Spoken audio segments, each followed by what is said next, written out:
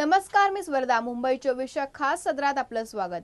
वर्तमानपत्र किंवा त्यात काम करणारे लिखाणातून वारंवार जेव्हा एखाद्या पक्षाशी किंवा नेत्याशी निष्ठा जपतात तेव्हा ते एकांगी भूमिका घेणारे असतात, असं मत मांडलंय पत्रकार हेमंत जोशी यांनी. पाहूयात ते काय म्हणालेत.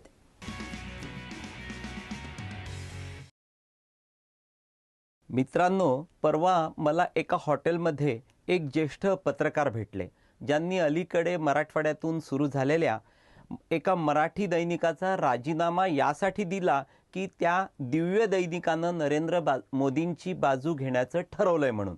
मित्रांनो, अमुक एखाद्या राजकीय पक्षाचं मुखपत्र नसलेलं वर्तमानपत्र किंवा त्यात काम करणारे लिखाणातून वारंवार जेव्हा एखाद्या पक्षाशी किंवा नेत्याशी निष्ठा जपतात, मला वाटतं हे असे एकांगी भूमिका घेणारे वृत्तपत्रे किंवा त्यात लिहिणारे खऱ्या अर्थानं देशाचे शत्रू आहेत किंवा वाचकांना सरळ सरळ फसवणारे आहेत. सरळ सरळ उदाहरण द्यायचं झाल्यास, समजा सामना दैनिक आणि मार्मिक साप्ताहिक यांनी सेनेचीच बाजू घेणं समर्थनीय आहे, पण एखाद्या पक्षाचं मुखपत्र नसणाऱ्या वृत्तपत्रांनी किंवा त्यात लिहिणाऱ्यांनी एखाद्या विशिष्ट राजकीय पक्षाशी लॉयल्टी ठेवणं म्हणजे सुपारी घेण्याचा हा वाममार्गी धंदा नाही काय?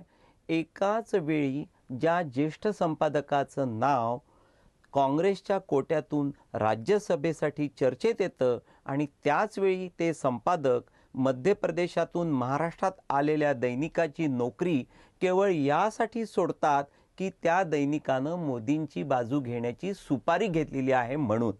मला वाटतं चूक दोघांचीही, म्हणजे त्या संपादकाचीही आणि दैनिकाचीही, की जे अमुक एखाद्या पक्षाची सुपारी घेऊन जनमत त्या पक्षाच्या बाजूनं वळवण्याचा प्रयत्न करतात. पत्रकारितेतील वेश्यावृत्ती म्हणजे विशिष्ट राजकीय पक्षाची सुपारी घेऊन लोकांवर, सर्वसामान्यांवर हवे तसे विचार लादून अमुक एखाद्या राजकीय पक्षाला सत्तेत आणायचं आणि स्वतःचा प्रचंड आर्थिक फायदा करून घ्यायचा. मित्रांनो, वृत्तपत्र आणि इलेक्ट्रॉनिक मीडियामध्ये बोटावर मोजण्या इतकेही सापडणार नाहीत की ज्यांनी विशिष्ट राजकीय पार्टीला आपल्या निष्ठा वाहिलेल्या नाहीत. म्हणून मनातलं सांगतो, आमच्या क्षेत्रावर विश्वास ठेवताना 100 वेळा विचार करा, कारण अमुक एखाद्या नेत्याला, पक्षाला अलगद नकळत वाढवण्याची सुपारी आम्ही लोकांनी घेतलेली असते. नुकसान सोसूनही प्रहार दैनिक चालवणाऱ्या नारायण राणेंची भूमिका आपण समजू शकतो की त्यांना आणि त्यांच्या दोन्ही मुलांना ओढून ताणून या दैनिकातून प्रोजेक्ट केलं जाणार आहे. मुळात राणे सरळ सांगतातही की त्यांनी सेना सोडल्यानंतर त्यांना आणि त्यांच्या मुलांना कोकणातून संपवण्याचा जणू सामना दैनिकानं विडा उचललेला होता. त्याला प्रत्युत्तर म्हणून राणेंनी प्रहार सुरू केला आणि तो त्याच पद्धतीनं चालवल्यामुळे सामना दैनिकाला राणेंच्या विरोधात 4 पावलं मागे घेण्याची आपोआप भूमिका घ्यावी लागली. आता गंमत बघा, प्रहारचे संपादक महेश म्हात्रे आहेत. नोकरी टिकवण्यासाठी त्यांना काँग्रेस धार्जिणी किंवा राणे धार्जिणी भूमिका घ्यावीच लागते. उद्या हेच म्हात्रे समजा सामनामध्ये रुजू झालेत तर त्यांचा लिखाणातला त्यावेळी आवडता विषय शिवसेना असेल आणि हेच म्हात्रे त्यावेळी राणेंवर तुटून पडतील. प्रियकर बदललेल्या प्रेयसीसारखी आमच्यातल्या अनेकांची अवस्था असते. केवळ पोटा पाण्यासाठी आम्हाला लेखणीची सुपारी घ्यावी लागते. त्यामुळे पत्रकार म्हणून जेव्हा या मंडळींना पुरस्कार दिले जातात तेव्हा हसून हसून आमची मुरकंडी वळते.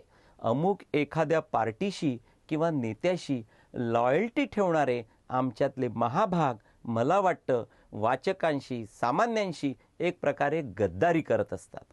मृणालिनी नानिवडेकर नावाची एक सभ्य आणि सुसंस्कृत महिला पत्रकार आहे. पूर्वी ती RSSच्या तरुण भारत दैनिकात काम करताना फक्त आणि फक्त RSS, भाजपा आणि नितीन गडकरी हेच कसे देशाचे तारणहार आहेत याचे संदर्भ घेऊन बातम्या लिहायची, लिखाण करायची. नंतर हीच नानिवडेकर पवारांच्या सकाळ दैनिकात रुजू झाली. पवारांच्या सकाळमध्ये तरुण भारताची भूमिका घेणं म्हणजे मशिदीत जाऊन रामरक्षा म्हणण्यासारखं किंवा अजितदादांसमोर उदयनराजे चालिसा वाचण्यासारखं किंवा विनायक मेटेंसमोर मंत्री जयदत्त क्षीरसागरांविषयीची स्तुती करण्यासारखं. बदलली की RSS, BJP, गडकरी धार्जिणी भूमिका मृणालिनी नानिवडेकरांनी. मित्रांनो, आता तुम्हीच सांगा किंवा ठरवा, आमच्यातली पत्रकारिता नेमकी कशासाठी लेखणी वापरते, स्वतःसाठी की तुमच्यासाठी? मग ठरवा आमच्यावर किती विश्वास ठेवायचा ते.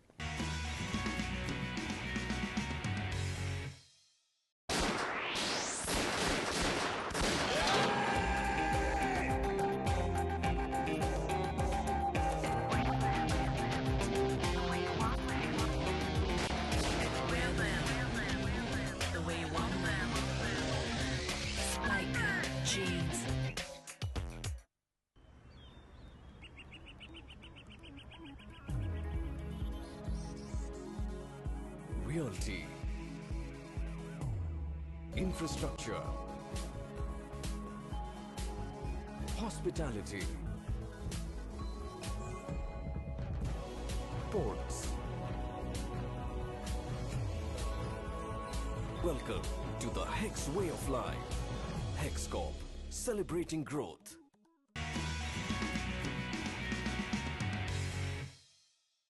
विरामानंतर मुंबई 24च्या विशेष वृत्तात आपलं स्वागत.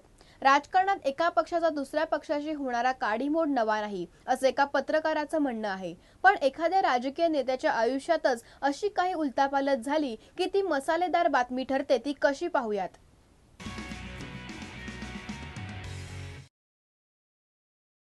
अलीकडे लोकमत दैनिकानं सातत्यानं पानच्या पानं लोकसभेत कोण निवडून येईल याचा सर्व्हे छापला आहे.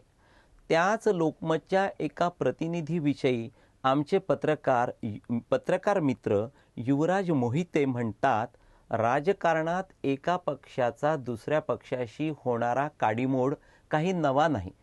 आघाड्या बनतात, तुटतात. राजकारणातील सत्ता आणि संसार म्हणजे अळवावरचं पाणीच. पण एखाद्या राजकीय नेत्याच्या आयुष्यातच अशी काही उलथापालथ झाली की ती मसालेदार बातमी ठरते. पत्रकारितेचे काही संकेत आहेत. बलात्कार पीडित व्यक्तींची नावं जशी जाहीर करत नाहीत, तसंच सार्वजनिक जीवनात वावरणाऱ्या व्यक्तींच्या वैयक्तिक बाबींवरही शक्यतो उहापोह करू नये असे संकेत आहेत. मात्र लोकमतच्या दिल्लीच्या पत्रकारानं हे सर्व नियम धाब्यावर बसवले. शिवसेना खासदार भावना गवळींचा घटस्फोट हा सार्वजनिक विषय करून टाकला. चव्हाटा चावडीवरचा चर्चेचा विषय बनवून ठेवला. सध्या या गवळींच्या घटस्फोटाचं राजकारण चांगलंच गाजतं आहे. भावना गवळी यांची प्रशांत सुर्वे यांच्याबरोबरची 8 वर्षांची वैवाहिक वाटचाल संपुष्टात आली आहे. हा संपूर्णतः वैयक्तिक विषय असतानाही लोकमतच्या पत्रकारानं सातत्यानं उलटसुलट बातम्यांनी या घटस्फोटाच्या आगीत अधिकच तेल ओतलं. भावना गवळी यांचे घटस्फोटित पती दिल्लीत संसद भवनात आले असताना पत्रकारांच्या आणि नेत्यांच्या गाठी भेटी घालून देण्याचंही काम या लोकमतच्या पत्रकारानं इमाने इतबारे केलं. काँग्रेस सरचिटणीस राहुल गांधी यांची भेट घालून देण्यासाठी सुर्वे यांना युवक काँग्रेसचे अध्यक्ष राजीव सातव यांनाही भेटवल्या गेलं. सातव यांच्यामार्फत ही भेटही झाली. आता या घटस्फोटानं चांगलंच राजकीय वळण घ्यायला सुरुवात केलेली आहे. प्रशांत सुर्वे आपल्या माजी पत्नीविरोधात यवतमाळ वाशिम लोकसभा मतदारसंघातून निवडणूक लढवू इच्छित आहेत. याच अनुषंगानं चाचपणी करण्यासाठी त्यांनी राष्ट्रवादीचे अध्यक्ष शरद पवार आणि उपमुख्यमंत्री अजित पवार यांचीही भेट घेतली.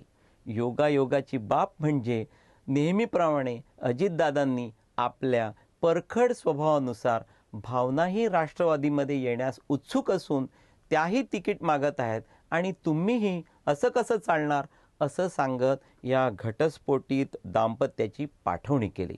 या घटस्फोटित दाम्पत्यातील भांडणाचा फायदा आपल्याला होईल म्हणून सध्या माजी खासदार हरिभाऊ राठोड जाम खुशीत आहेत.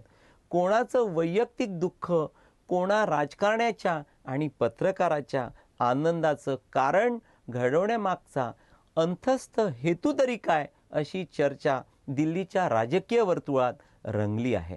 युवराज मोहित्यांनी ही अशी लोकमत प्रतिनिधीची पातळी लेखी विशद केलेली आहे. मित्रांनो, लोकमत दैनिकानं छापलेला सर्व्हे किती खरा आणि किती खोटा हे सत्य मी लवकरच तुमच्यासमोर उघड करणार आहे.